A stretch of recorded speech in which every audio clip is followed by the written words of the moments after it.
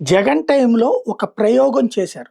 విదేశాలలో కావచ్చు, ప్రపంచవ్యాప్తంగా కావచ్చు, ఆ సిలికా మన ఇసుకలో దొరుకుతుందని జెప్పేసి, వాటిని వెలికి తీసేందుకు ముందు టెస్ట్ కోసం అని జెప్పి ఒక సంస్థకి అనుమతిస్తే, ఇంకేముంది ఇసకలో సిలికా తీసేస్తారు. దాంతో భూకంపాలొచ్చేస్తాయి. భూములు నాశనం అయిపోతాయి.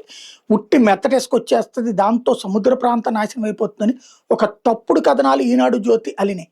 దాని మీద తప్పుడు ప్రచారాలు చేసినాయి.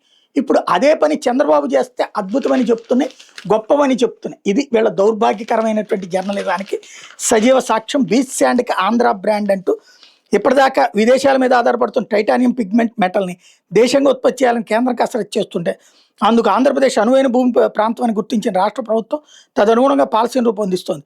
శ్రీకాకుళం నుంచి కృష్ణా జిల్లా వరకు ఉన్న బీచ్ శాండ్ ఖనిజ నిల్వల తవ్వకం, వేరు చేయడం, శుద్ధీకరణకు ముందుకు వచ్చే సంస్థలను ప్రోత్సాహకాలు అందించిపోతుంది. ఇందుకోసం AP titanium and strategic material మిషన్‌లో భాగంగా రూపొందిస్తున్న పాలసీలో కీలక అంశాలను చేర్చింది. దీనికి రాష్ట్ర మంత్రివర్గం ఆమోదం లభించాల్సి. ఇది బీచ్ శాండ్‌లో లభించేటటువంటి వాటిని తీయడానికి ఆ రోజున ప్రభుత్వం ప్రయత్నిస్తే, జగన్ చేస్తేనేమో మొత్తం పర్యావరణం నాశనం అయిపోతుంది. ఇట్లాంటిది ఇంకెవరూ చెయ్యరు అన్నటువంటిది. అదే ఇప్పుడు చంద్రబాబు ప్రభుత్వం చేస్తే అసలు అద్భుతమైనటువంటి ముందు చూపుతో చేసింది. దీనికి త్వరలోనే ఒక ప్రభుత్వమే ప్రోత్సాహం ఎదిరిస్తది. అప్పుడు ప్రైవేట్ వాళ్ళు చేయడానికి వాళ్ళు ప్రయత్నిస్తే తప్పుబట్టారు. ఇప్పుడు ప్రభుత్వమే డబ్బులు కూడా ఇచ్చి మరీ ప్రోత్సహిస్తది. ఏది నిజం, ఏది అబద్ధం, ఎవరిని మోసం, ఎవరిది నిజం.